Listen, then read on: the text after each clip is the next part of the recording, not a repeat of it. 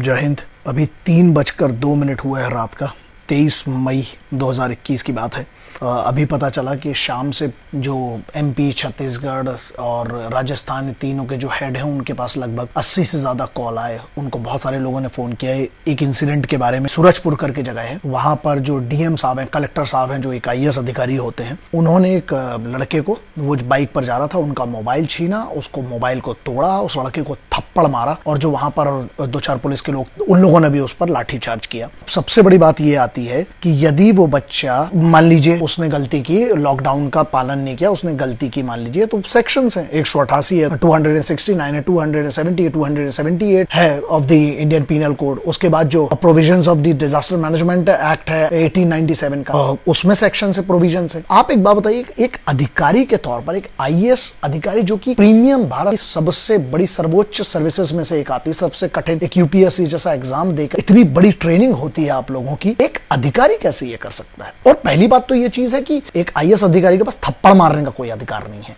मुझे तो नहीं पता है, मैंने तो कहीं नहीं पढ़ा है। दूसरी चीज ये है कि अगर उस बच्चे का आपने एक तो मोबाइल तोड़ दिया, आप अपना मानसिक संतुलन कैसे खो सकते हैं?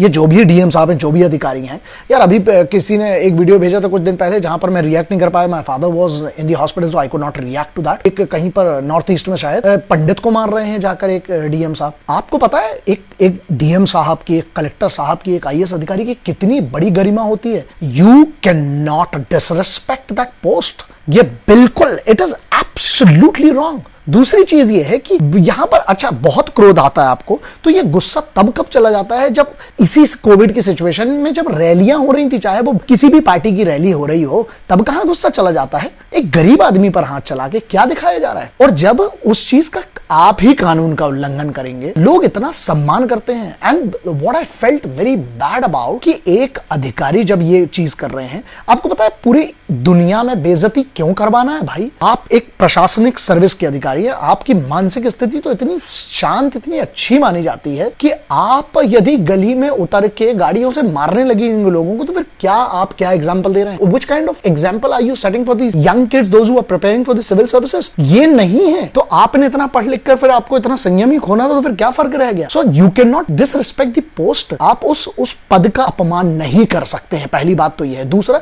अगर ये इन्होंने किया है, ये चीज का बिल्कुल संज्ञान में लिया जाना चाहिए। And whatever the political parties, it is above the political party. एक भारत के एक सामान्य नागरिक की क्या उसकी कोई कीमत नहीं है?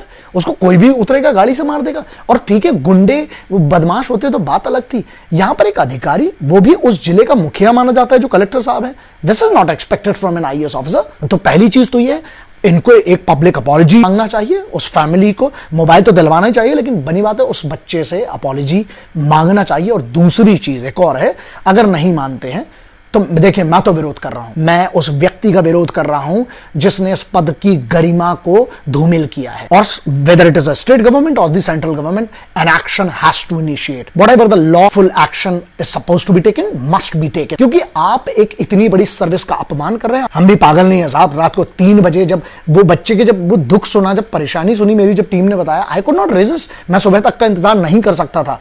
मैं इस बात का विरोध करता हूं। अगर इस पर नहीं होगा तो अल्टीमेटली देन मैं भी लेटर लिखूंगा। No, first of all it is not expected, and secondly it is not accepted at all. ना आपसे एक्सपेक्ट किया जा सकता है, ना एक्सेप्ट किया जा सकता है। यह एक अधिकारी की गरिमा, उस पद की गरिमा के खिलाफ है। अथॉरिटीज विल टेक, यानी मुझे लगता है एक अधिकारी है, समझदार है, पढ़े लिखे, को अपॉलॉजी मांगना चाहिए। और अगर अपॉलॉजी नहीं मांगेंगे तो यह मुद्दा बढ़ना चाहिए। वंदे मातरम।